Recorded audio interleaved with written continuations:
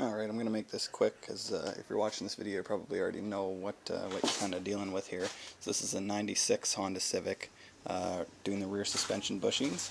I believe they're the same from 1988 to around 2000, 2001. I could be wrong on that, but from what I've seen that's what it is. So we've got one full one removed here. This is actually the one that's going back in. There's the one that I took out, snapped just about every bolt off on it. But the rear compensator arm and the rear main bushing are the bolts that I had the most issue with, and I'll show you kind of what I did to get around that. I ended up, for the rear compensator arm here, on the old one, ended up cutting the arm in half in order to drop it out. Get you right up in here, beg my pardon.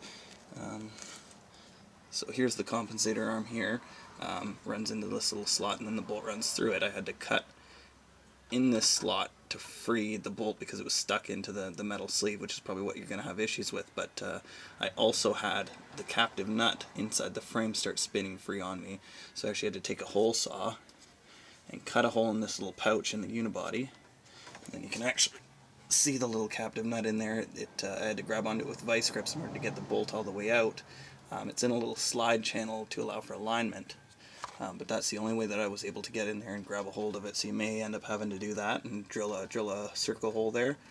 You will want to get that welded back up. Unfortunately, it takes away from the structure, and if anyone sees that, they're not going to be too impressed. So you'll need to get that filled up.